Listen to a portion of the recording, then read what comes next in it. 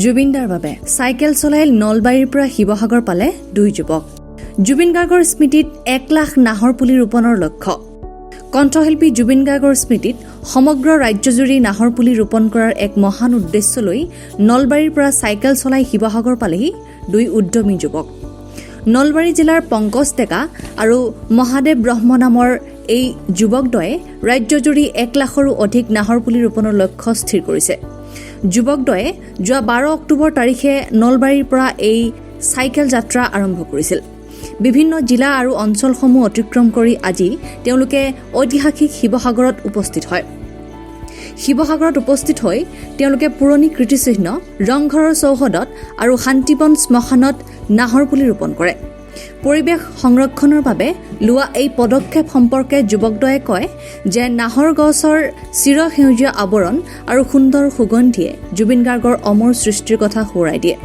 তেওঁলোকৰ লক্ষ্য হ'ল ৰাজ্যজুৰি সৰ্বাধিক সংখ্যক নাহৰ পুলি ৰোপণ কৰি জুবিনদাৰ প্ৰতি শ্ৰদ্ধা জনোৱা। উল্লেখ্য যে কেৱল পুলি ৰোপণ কৰিয়েই দায়িত্ব সামৰা নাই যুৱকদ্বয়ে।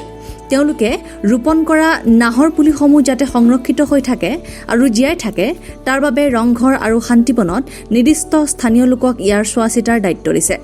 পংকজ ডেকা আৰু মহাদেৱ ব্ৰহ্মৰ এই অভিনৱ আৰু প্ৰশংসনীয় প্ৰচেষ্টাক স্থানীয় ৰাইজে শলাগ লৈছে।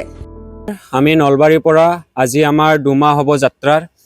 টোটেলত আমি 1 লাখ গছৰ পুলি ৰোপণ কৰি আছোঁ আৰু জুবিনদাৰ ভালপোৱা কামবোৰ আমি সদায় কৰি যাম।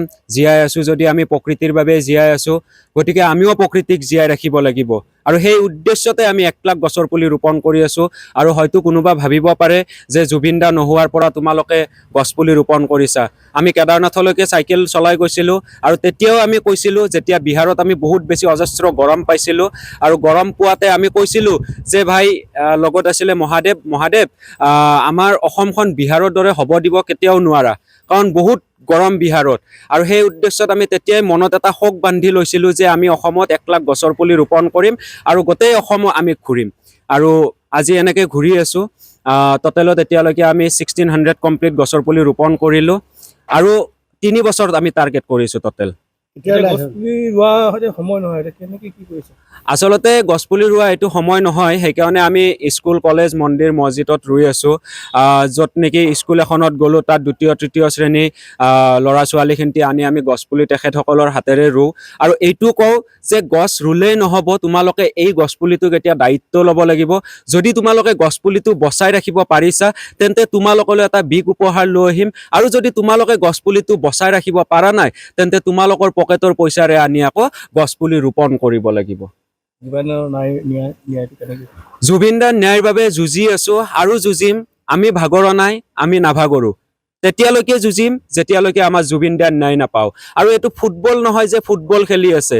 প্ৰথমতে দিলে টাইম 10 তাৰিখ, তাৰপিছত দিলে 8 তাৰিখ, তাৰপিছত দিলে 12 তাৰিখ, এতিয়া 12 তাৰিখে আকৌ চাৰ্জিটখন ওলাব বুলি দিছে। এইটো কি কথা? এইটো ফুটবল নেকি? ফুটবলৰ নিচিনা খেলি আছে।